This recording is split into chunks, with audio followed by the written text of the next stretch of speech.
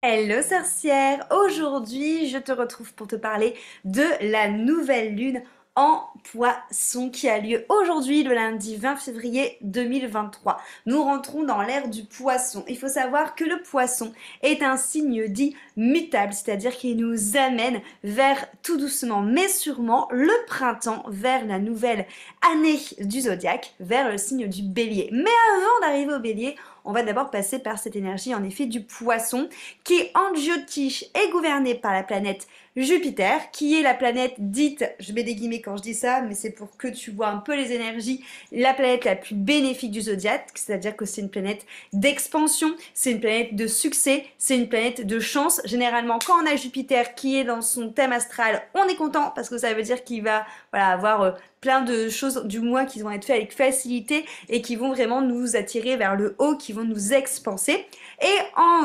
astrologie occidentale, le poisson est gouverné par Neptune, qui est la planète de l'intuition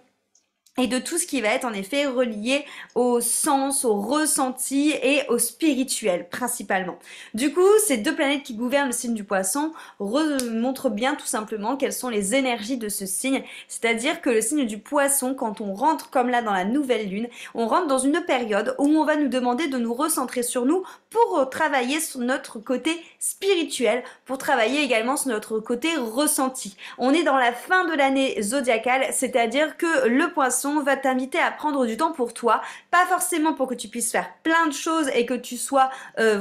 hyper dispersé, mais plutôt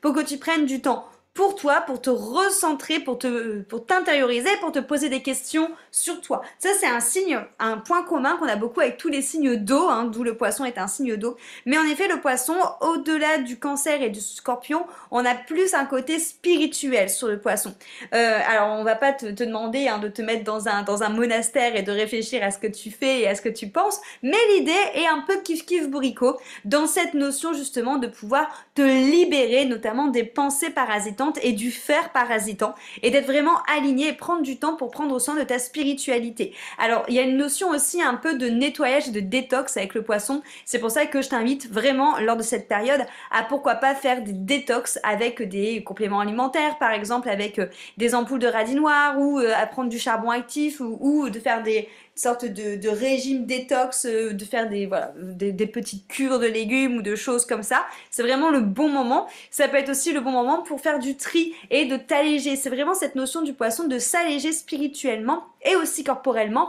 pour commencer la nouvelle année qui va arriver au printemps d'un point de vue zodiacal. Donc aussi, pourquoi pas faire du tri dans tes vêtements, de nettoyer, on est sur le fameux nettoyage de printemps, hein, de nettoyer ta maison, de faire du tri, de voir ce que tu gardes, de voir ce que tu jettes.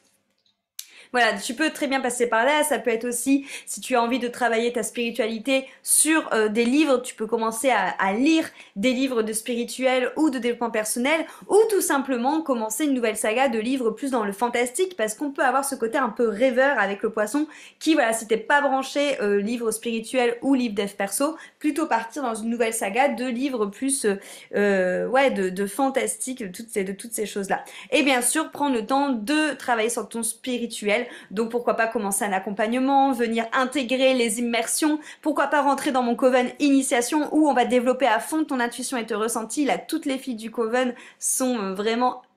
enchantées, je dirais, parce qu'elles développent toute leur clairvoyance et leur clairaudience de folie. Ça peut tout simplement aussi te choisir de vivre cette situation de poisson, ce signe poisson, en intégrant quelque chose comme ça, en allant voir un thérapeute, en travaillant sur toi, en te posant, en faisant du journaling, en méditant. Peu importe, mais en tout cas, c'est vraiment la bonne période pour commencer ceci, pour se libérer l'esprit, pour libérer notre corps, afin de rentrer bientôt dans l'énergie du bélier et l'énergie du printemps, où là, ça sera comme un vent de souffle d'air frais, comme une nouvelle page qu'on va écrire pour commencer une nouvelle année zodiacale. J'ai hâte justement que tu me partages, pourquoi pas en commentaire, tes intentions pour cette nouvelle lune. Je te dis à très vite pour une prochaine vidéo avec la lune.